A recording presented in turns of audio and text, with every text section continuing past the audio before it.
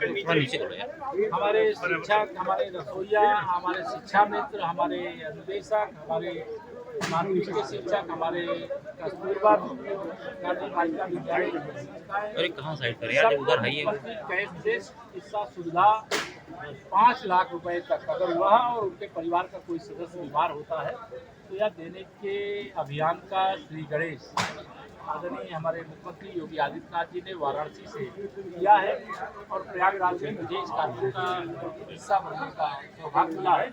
और मैं आज इस बात से बहुत खुश हूँ कि शिक्षकों के हाथ भारत के भाग्य के निर्माण करने का महत्वपूर्ण दायित्व है। उनको बच्चों को पढ़ाना होता है और पहले अगर घर में कोई बीमार हो जाए तो जितना उनको वेतन के रूप में पैसा मिलता था उससे ज़्यादा कई बार इलाज पे खर्च हो जाता था।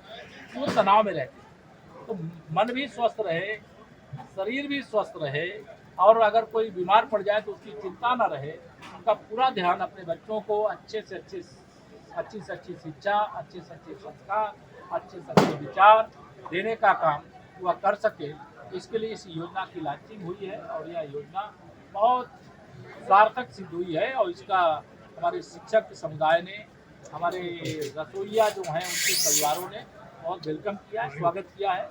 आयुष्मान भारत योजना के बाद यह मुख्यमंत्री कैशलेस चिकित्सा सुविधा जो हमारे कई ग्रुप को दिया गया है, लेकिन शिक्षक परिवारों को और रसोईया परिवारों को आज जो देने का काम किया गया है, इससे खुशी के लिए। आज आपने कहा है कि 12 जुलाई से एक पेड़ माँ के नाम अभियान शुरुआत होगी, लेकिन अखिलेश यादव जी ने आरोप लगाया है 35 करोड़ पेड़ लगाने में एक पेड़ 10 रुपए का तो 350 करोड़ रुपए बीजेपी सरकार कमाने की योजना बना रही है। जिसकी जैसी मानसिकता होती है वैसे उनके विचार और वैसे उनके बयान होते हैं। पूरी दुनिया इस समय ग्लोबल वार्मिंग के संकट से जूझ रही है। भारत में भी पर्यावरण को बड़ी क्षति, जब सपा की सरकार थी तो खुलेआम अवैध खनन से लेकर के, जल दोहन से लेकर के, पेड़ों को काटने से लेकर के हर क्षेत्र में इनके पास माफिया सकते हैं। और इस बार 35 करोड़ जब हमारे यहाँ पेड़ लग जाएंगे, पेड़ लगने के बाद 275 करोड़, जब से 9 साल में हम लोग 275 करोड़ पेड़ लगाने का रिकॉर्ड, 35 करोड़ का इस बार का लक्ष्य है, उससे ज़्यादा ही लगते जितना लक्ष्य होता है, तो ये हम लगाने का काम करेंगे।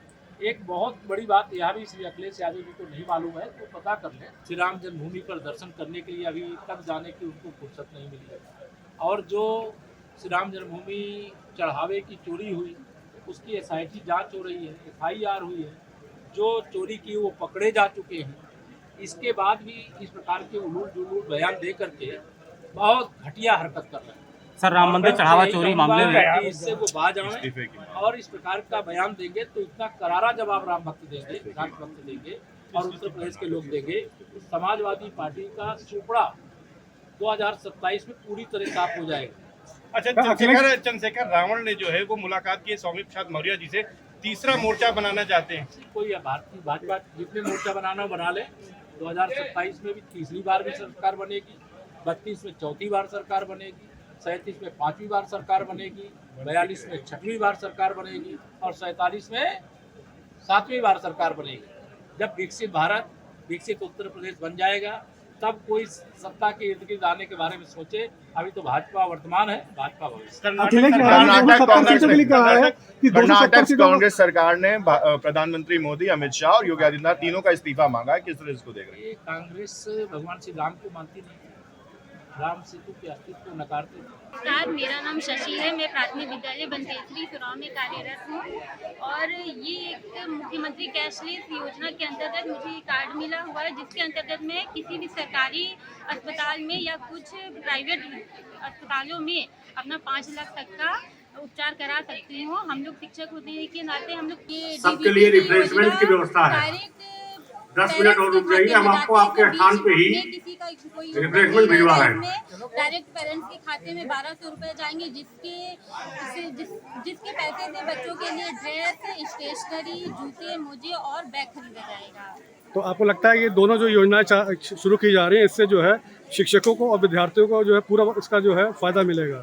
जरूर, इसके डीबीटी योजना जो पिछले कई वर्षों से चली है, जिससे बच्चे अपना जिसका लाभ ले रहे हैं और हम लोगों के लिए भी अब ये निश्चित रूप से लाभकारी होगी।